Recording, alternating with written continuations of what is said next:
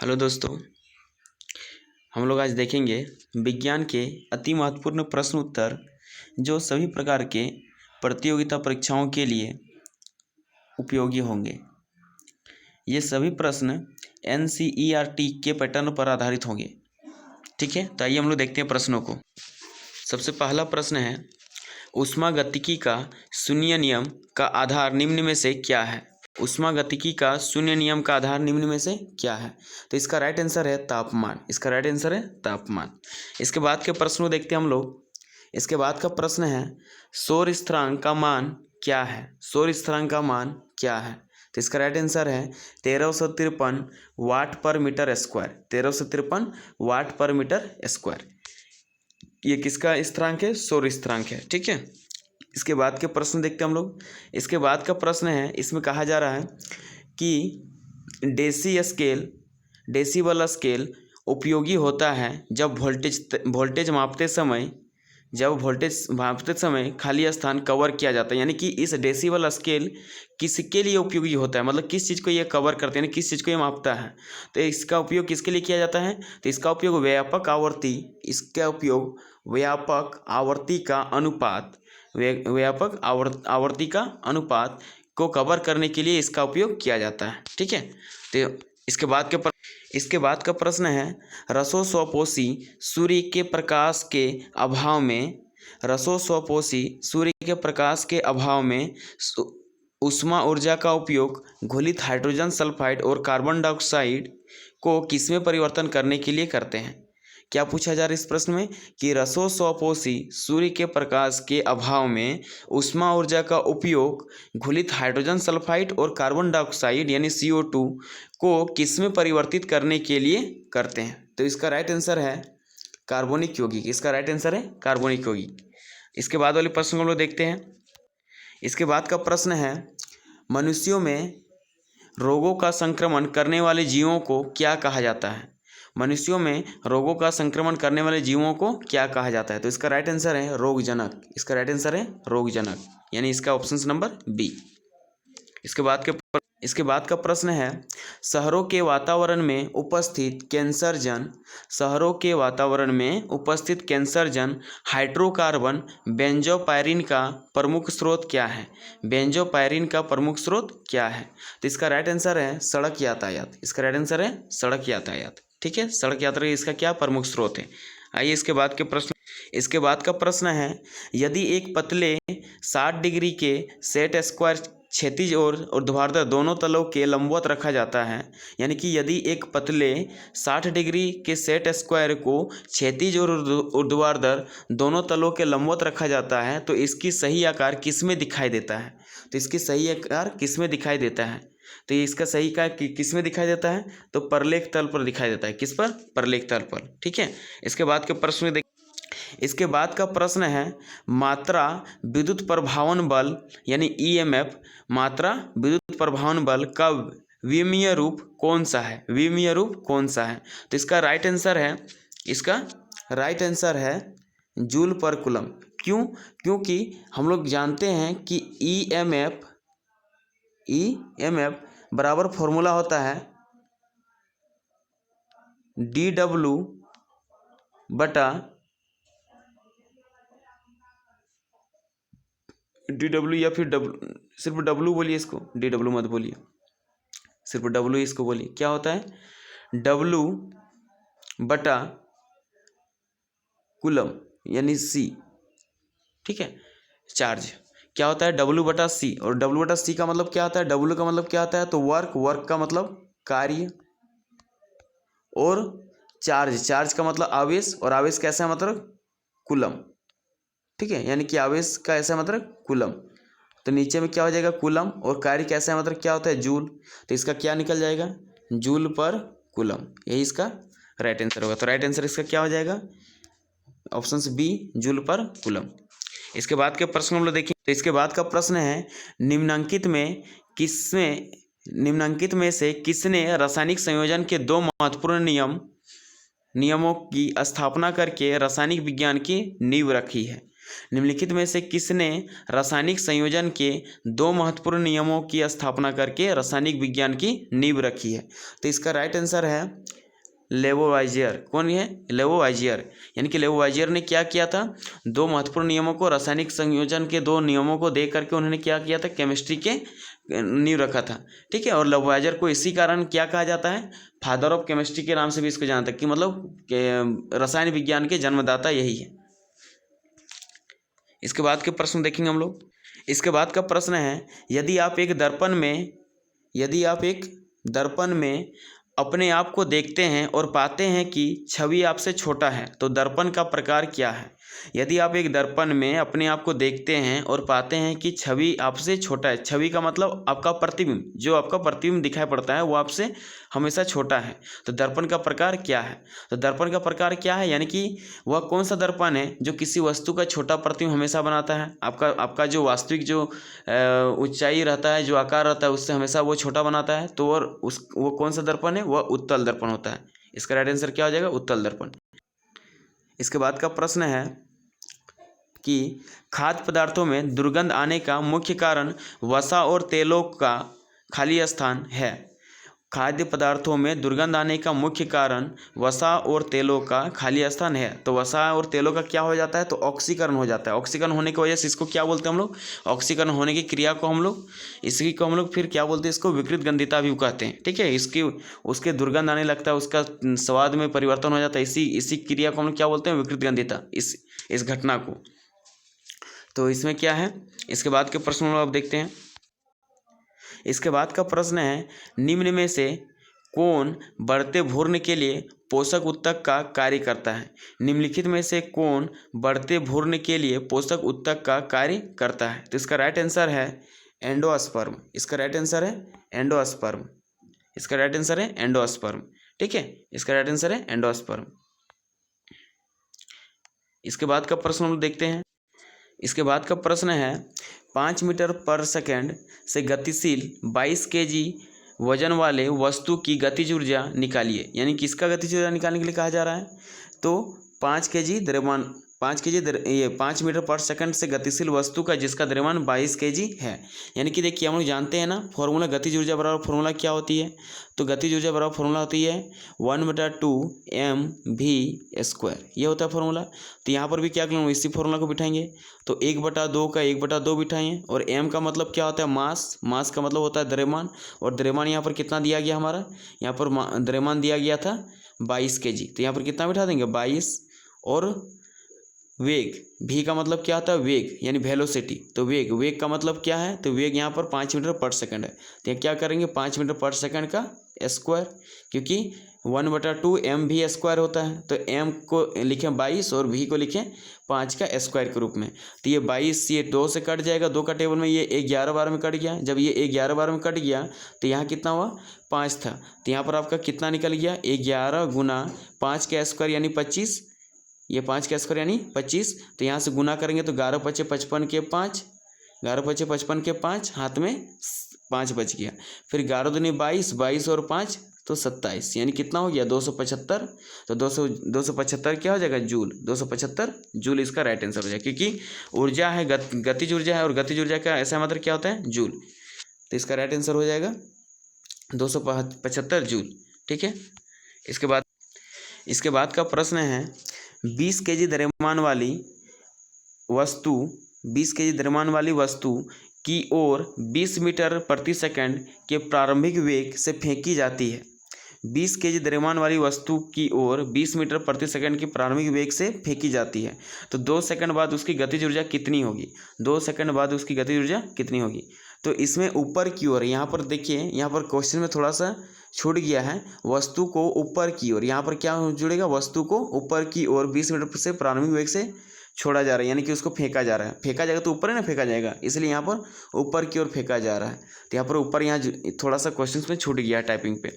तो इस पर देखिए, इस पर क्या कहा जा रहा है, हम किसी भी वस्तु को जब हम लोग ऊपर की ओर उछालते हैं तो उस वस्तु पे जो कार्य किया जा रहा है, यानी कि उस वस्तु के द्वारा जो कार्य हो रहा है वो क्या हो रहा है, हमारे पृथ्वी जो है, हमारे पृथ्वी के विपरीत दिशा पर हो रही है, यानी कि हमारे गुरुत्व के विपरीत दिशा पर कार्य होती है।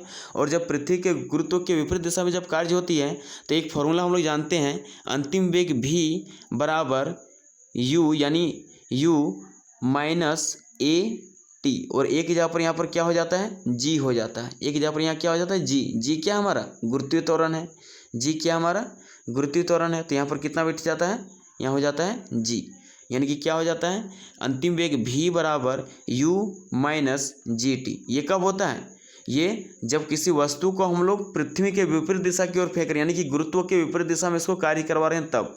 ठीक है, क्या होता है इसमें कार्य करवाने पर, इसका फॉर्मूला होता है v बराबर u माइनस ए जी टी।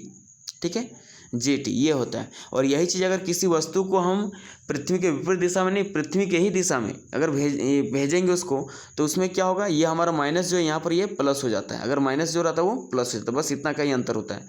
जब विपरीत दिशा में कार्य होता है तो माइनस, और जब मतलब उसी के दिशा में, जब गुरुत्व की दिशा में जब कार्य होती है तो उसमें प्लस लिया जाता है। तो यहाँ पर क्या हो जाएगा, यू माइनस जी टी। अब यहाँ u, तो u का मतलब क्या होता है, प्रारंभिक वेग। ठीक है, u का मतलब प्रारंभिक वेग। तो प्रारंभिक वेग कितना है, यहाँ पर प्रारंभिक वेग देखिए यहाँ पर कितना है, तो यहाँ पर दिया गया 20 मीटर पर सेकंड बोल दे रहा है। 20 मीटर पर सेकंड के प्रारंभिक वेग से फेंकी जा रही है, यानी कि ये 20 मीटर पर सेकंड यहाँ पर क्या प्रारंभिक वेग है। तो 20 माइनस जी का मतलब क्या होता है, जी का मतलब गुरुत्वीय त्वरण। तो गुरुत्वीय त्वरण का मान देखिए यहाँ ब्रैकेट में दिया गया कितना है, 10 मीटर पर सेकंड स्क्वायर, 10 मीटर पर सेकंड स्क्वायर। तो यहाँ क्या बिठा देंगे, गुरुत्व त्वरण का मान यहाँ क्या बिठाएंगे हम लोग, तो गुरुत्व त्वरण का मान यहाँ बिठाएंगे, यानी जी का मान यहाँ बिठाएंगे हम लोग, गुण यहाँ पर 10, फिर गुना टाइम। तो टाइम का कितना है 2 सेकंड, तो यहाँ पर 2 सेकंड बिठा दिए, यानी 2 बिठा दिए। तो कितना हो गया 20 माइनस 2 गुना 10 यानी कि 20, और 20 माइनस 20 यानी 0, यानी 0 क्या हुआ 0 मीटर पर सेकंड। क्या निकला इसका अंतिम वेग, क्या निकल गया इसका अंतिम वेग, यानी कि इस वस्तु का अंतिम वेग कितना निकला 0 मीटर पर सेकंड। अब अंतिम वेग जब 0 मीटर पर सेकंड है तो हमें निकालने के लिए क्या पूछा जा रहा है, गतिज ऊर्जा। और गतिज ऊर्जा पर हम लोग फॉर्मूला क्या जानते हैं, अभी इसके पिछले वाले प्रश्न को भी हम लोग देखें क्या होता है, 1/2 mv²। तो 1/2 mv² होता है। तो इसमें क्या करेंगे 1/2 की जगह पर 1/2 बिठाएंगे हम लोग, और m की जगह पर कितना बिठा देंगे, तो m की जगह पर यहाँ पर द्रव्यमान इसका कितना है 20 है, तो यहाँ 20 बिठाएंगे। और v की जगह पर कितना बैठ जाएगा, तो यहाँ 0 है, v यानी अंतिम वेग 0 है, यहाँ पर v का मान कितना है 0 है, तो यहाँ पर क्या बिठाएंगे 0 का स्क्वायर। और जैसे ही 0 का स्क्वायर होगा तो यहाँ पर क्या निकलेगा 0, और 0 गुना 20 गुना 1/2। तो 0 से किसी भी संख्या गुना करते हैं तो पूरा क्या मिलता है रिजल्ट 0, यानी कि इसका राइट आंसर क्या होगा 0 जूल, इसका आंसर हो जाएगा। इसका क्या आंसर हो जाएगा 0 जूल। ठीक है, कैसे यहाँ पर देखिए गतिज ऊर्जा वाला में कैसे निकालें, 1/2 mv² होता है, और हमारा अंतिम वेग यहाँ पर कितना निकल चुका था, हमारा अंतिम वेग कितना निकल चुका था, हमारा अंतिम वेग 0 मीटर पर सेकंड निकल चुका था। इसलिए यहाँ पर क्या किया हम 1/2 गुना m के जगह पर 20 बिठा दिए, क्योंकि यहाँ पर 20 दिया गया था। फिर v के जगह पर कितना बिठा दिए 0, और 0 का स्क्वायर। तो यहाँ पर कितना हो जाता है 1/2 को यहाँ अगर काटेंगे तो ये 10 निकलता। तो फिर यहाँ पर 10 गुना 0, क्योंकि 0 का स्क्वायर 0 बराबर 0, यानी कि 0 जूल इसका आंसर। तो यही 0 जूल इसका आंसर हो जाएगा क्या गतिज ऊर्जा।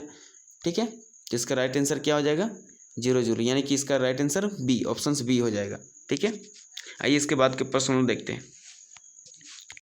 इसके बाद का प्रश्न है ऑप्टिकल फाइबर किसके सिद्धांत पर काम करता है, ऑप्टिकल फाइबर किसके सिद्धांत पर काम करता है। तो इसका राइट आंसर है पूर्ण आंतरिक परावर्तन, पूर्ण आंतरिक परावर्तन के नियम पर यह कार्य करता है। ठीक है, इसके बाद का प्रश्न देखते हैं हम लोग।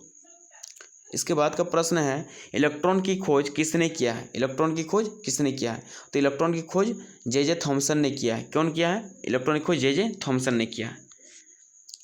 इसके बाद का प्रश्न को देखते हैं।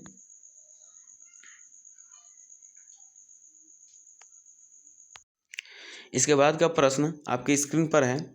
क्या कहा जा रहा है, कहा जा रहा है एक खाद्य श्रृंखला में प्रथम उपभोक्ता और द्वितीय उपभोक्ता में क्या अंतर है। क्या पूछा जा रहा है, एक खाद्य श्रृंखला में प्रथम उपभोक्ता और द्वितीय उपभोक्ता में क्या अंतर है।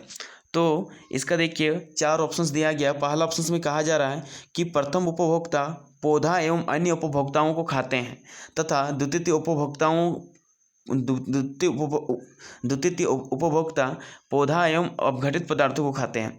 तो इसमें जो बोला जा रहा है प्रथम उपभोक्ता के बारे में कि पौधा एवं अन्य उपभोक्ता, तो ये प्रथम उपभोक्ता जो रहता है वो सिर्फ क्या खाता है, वो सिर्फ पौधा ही खाता है, अन्य उपभोक्ताओं को नहीं खाता है। ठीक है, यानी कि ये ऑप्शन तो यहीं पर गलत हो जा रहा है। इसके बाद का क्या बोला जा रहा है, इसके बाद सेकंड में बोला जा रहा है कि प्राथमिक उपभोक्ता यानी कि प्रथम उपभोक्ता पौधा एवं अपघटित पदार्थ खाते हैं। तो ये भी यहीं गलत हो जाता है, क्योंकि ये प्रारंभिक जो प्रथम उपभोक्ता होता है वो सिर्फ क्या खाता है, पादप खाता है, यानी कि घासों खाता है, यानी पादप खाता है सिर्फ। इसका थर्ड ऑप्शन में क्या कहता है कि प्रारंभिक उपभोक्ता या प्राथमिक उपभोक्ता अन्य उपभोक्ताओं को खाते हैं तथा द्वितीय उपभोक्ता प्रथम उपभोक्ताओं को खाते हैं। प्राथमिक उपभोक्ता अन्य उपभोक्ताओं को खाते हैं तथा द्वितीय उपभोक्ता प्रथम उपभोक्ताओं को खाते हैं। तो देखिए इसमें क्या बोला जा रहा है कि प्राथमिक उपभोक्ता अन्य उपभोक्ताओं को खाते हैं, तो प्राथमिक उपभोक्ता पादप को खाते हैं सिर्फ, है ना, यानी घासों को खाते हैं, चाहे कोई पौधा खाएगा। तो इसके बाद का लास्ट ऑप्शन देखिए, लास्ट ऑप्शन में क्या बोला जा रहा है कि प्राथमिक उपभोक्ता केवल पौधा खाते हैं और द्वितीय उपभोक्ता प्रथम उपभोक्ताओं खाते हैं। तो ये हमारा राइट आंसर है, ये हमारा राइट आंसर, यानी कि इसका राइट आंसर क्या हो जाएगा कि प्रथम उपभोक्ता केवल पौधा खाते हैं और द्वितीय उपभोक्ता प्रथम उपभोक्ताओं को खाते हैं। ठीक है, और इसी तरह से मतलब तीसरा उपभोक्ता जो रहेगा वो द्वितीय उपभोक्ताओं को खाएगा, उसी तरह से फिर चौथा वाला जो रहेगा वो तीसरा वाला खाएगा। इसी तरह से वो पूरा मिल करके क्या करता है, एक पारितंत्र का निर्माण करता है। ठीक है, इसके बाद के प्रश्न देखते हैं। इसके बाद का प्रश्न है, कहता है एक टैंक जो आंशिक रूप से तरल से भरा हुआ है, एक समान क्षैतिज त्वरण के अधीन है, निम्न में से कौन सा कथन तरल की सतह के लिए ठीक है। क्या पूछा जा रहा है कि एक टैंक जो आंशिक रूप से तरल से भरा हुआ है, एक समान क्षैतिज त्वरण के अधीन है, निम्न में से कौन सा कथन तरल की सतह के लिए ठीक है। तो सबसे पहला ऑप्शन में कहा जा रहा है कि तरल की सतह गति की दिशा की ओर ऊपर उठती है, तरल की सतह गति की दिशा की ओर ऊपर उठती है और टैंक के पीछे की ओर नीचे गिरती है। तो ये तो उल्टा बोल रहा है, ये जो बोल रहा है ये उल्टा बोल रहा है, जो प्रश्न में बोला जा रहा है उसका ये उल्टा बोला जा रहा है। तो क्या होता है, इसका राइट आंसर हो जाता है कि तरल की सतह गति की दिशा की ओर नीचे गिरती है, तरल की सतह गति की दिशा की ओर नीचे की ओर गिरती है और टैंक के पीछे की ओर ऊपर उठती है। ठीक है, टैंक के पीछे की ओर ऊपर उठती है, यानी कि टैंक में पानी क्या धीरे धीरे ऊपर उठता है भरते भरते, और जो उसमें जो क्या बोलते हैं उसका सतह का जो गति रहता है वो किधर जाता है, नीचे की ओर, क्योंकि टैंक वो जो दबाव लगाता है पानी, जो तरल या कोई भी पदार्थ जो टैंक में भरा हुआ रहता है जो टंकी पे, वो क्या करता है, वो जो अपना जो गति का जो बल लगाता है पानी को बहाने के लिए वो नीचे की ओर लगाता है कि नहीं, लेकिन वो बढ़ता है कहाँ, ऊपर की ओर। तो उसी चीज़ को बोल रहा है, यानी कि इसका ऑप्शन नंबर क्या हो जाएगा, बी। इसका ऑप्शन नंबर बी, यानी कि हमारा इसका ऑप्शन नंबर कौन सा सही है, तो बी इसका सही है। इसके बाद इसमें कुछ इंपॉर्टेंट टर्म को हम लोग जान लेते हैं। इसके इंपॉर्टेंट टर्म क्या है कि जैसे कि एक चीज़ इसमें बराबर पूछा जाता है टैंक के सवालों में, जैसे टंकी के सवालों में एक सवाल ये भी बराबर पूछा जाता है कि एक टैंक में जल से भरा है, ठीक है, एक टैंक जल से भरा है जिसमें बर्फ़ के टुकड़े भी हैं, तो बर्फ़ के पिघलने पर भी उसमें क्या है, पानी का स्तर पर कोई प्रभाव नहीं पड़ेगा। यानी कि क्या है, एक टैंक जब पानी से भर रहता है तो उस पर बर्फ़ के टुकड़े अगर रहता है, अगर उसमें तैरता हुआ रहता है और अगर बर्फ़ पिघल भी जाता है तो उसके बाद भी पानी का स्तर में कोई प्रभाव नहीं पड़ेगा। ऐसा नहीं है कि पानी का स्तर बढ़ जाएगा और उसमें फिर पानी बाहर निकल जाएगा, ऐसा कभी होता नहीं है। ठीक है, और इसके बाद का प्रश्न देखते हैं, आइए। इसके बाद का प्रश्न है, मानव शरीर का साधारण तापमान क्या होता है, मानव शरीर का साधारण तापमान क्या होता है। तो इसका राइट आंसर है 36.9 डिग्री सेल्सियस, 36.9 डिग्री सेल्सियस। ठीक है, और अगर फ़ारेनहाइट में लिया जाए कि कितना होता है मानव शरीर का सामान्य तापमान, तो वो कितना होता है, तो वो होता है 98.6 फ़ारेनहाइट। कितना होता है, 98.6 फ़ारेनहाइट। ठीक है, इतनी चीज़ों को याद रखिएगा। इसके बाद का प्रश्न क्या है, इसके बाद का प्रश्न है, वायुमंडल के ऊपरी परत द्वारा कौन सी विकिरणों का अवशोषण होता है, वायुमंडल के ऊपरी परतों द्वारा कौन सी विकिरणों का अवशोषण होता है। तो इसका राइट आंसर है पराबैंगनी किरणों का अवशोषण होता है। क्या होता है, पराबैंगनी किरणों का अवशोषण होता है। ठीक है, इसके बाद इसके बाद का प्रश्न है, हाइड्रोजन बम का आविष्कार किसने किया है?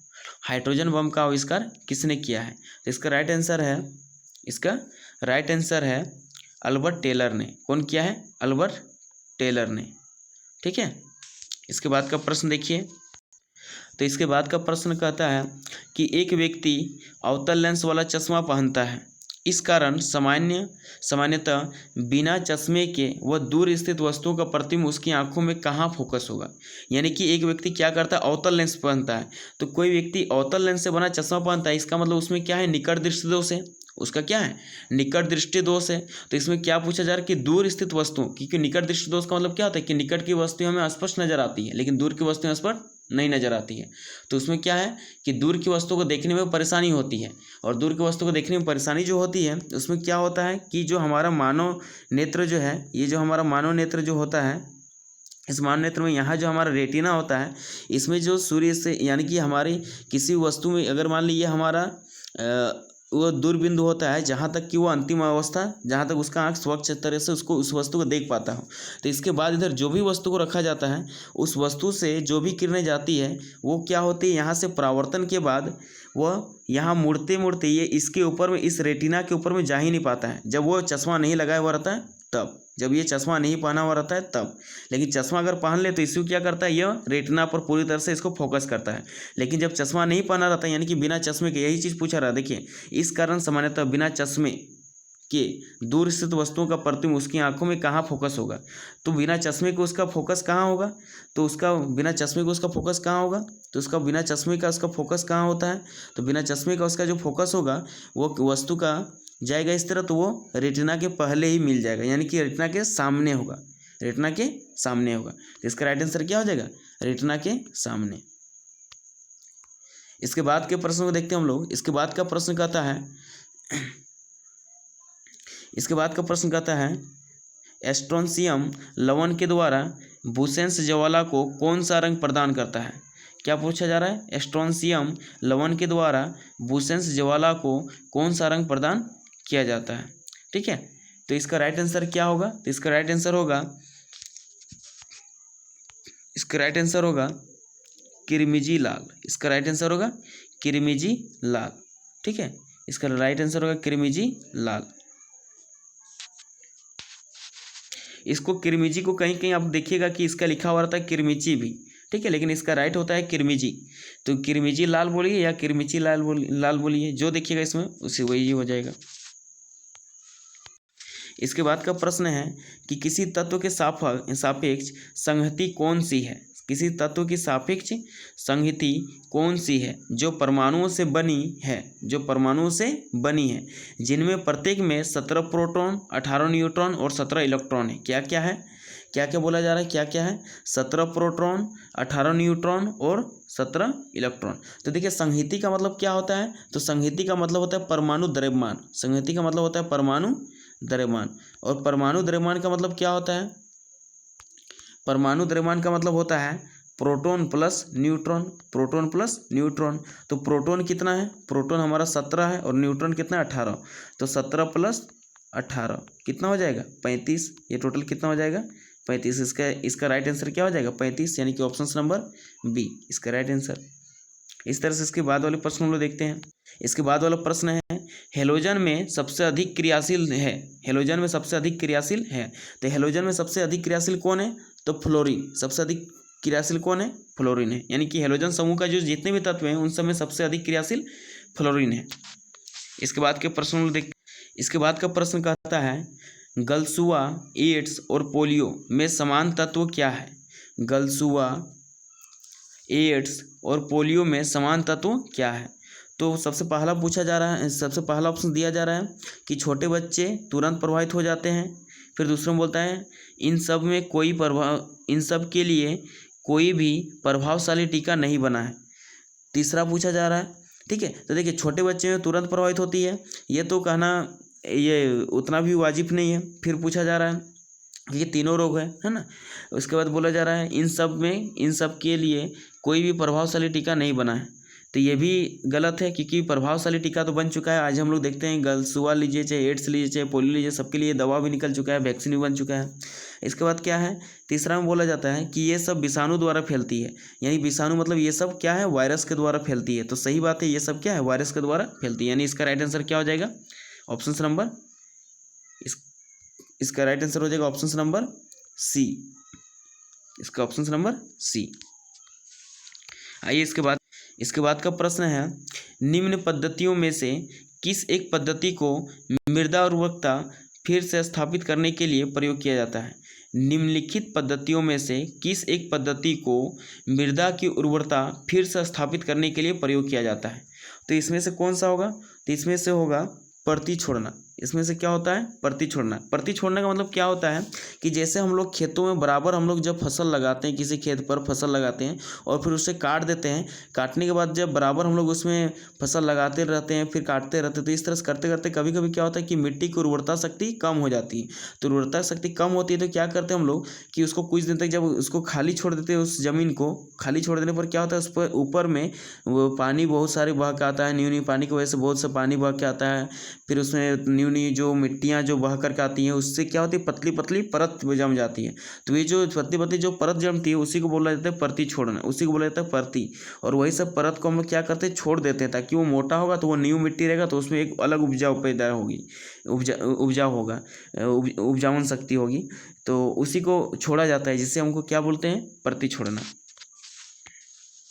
इसके बाद का प्रश्न है, सबसे तेजी से बढ़ने वाला पौधा कौन सा है। सबसे तेजी से बढ़ने वाला पौधा कौन सा है, तो इसका राइट आंसर है यूकेलिप्टस। इसका राइट आंसर है यूकेलिप्टस, ठीक है, इसका राइट आंसर है यूकेलिप्टस। इसके बाद वाले प्रश्न देखिए कि गाजर निम्न में से किस विटामिन का संपन्न स्रोत है। गाजर निम्न में से किस विटामिन का संपन्न स्रोत है, तो इसका राइट आंसर है विटामिन ए का। ये किसका संपन्न स्रोत है, तो विटामिन ए, यानी गाजर में कौन सा विटामिन मिलता है, तो विटामिन ए मिलता है, ठीक है। और एक इसमें कुछ इंपॉर्टेंट टर्म को याद रख सकते हैं कि विटामिन ए को हम लोग क्या बोलते हैं, विटामिन ए का जो रासायनिक नाम है वो क्या होता है, रेटिनॉल होता है, ठीक है। विटामिन ए का रासायनिक नाम रेटिनॉल होता है, विटामिन ए का रासायनिक नाम रेटिनॉल होता है। और विटामिन ए की कमी से कौन सा रोग होता है, तो विटामिन ए की कमी से रतौंधी रोग होता है, ठीक है, रतौंधी रोग होता है, ठीक है। तो थैंक यू दोस्तों, आज बार इतना ही हम लोग देखते हैं, फिर नेक्स्ट वीडियो पे देखेंगे और सारे वीडियो को हम लोग। और इसी प्रकार से हमारे इस चैनल पे अब धीरे धीरे करके सभी चीज़ों का नोट्स और प्रश्न उत्तर को डाला जाएगा, ठीक है। तो इसलिए आप लोग सबको देखते रहिएगा इसमें वीडियो को।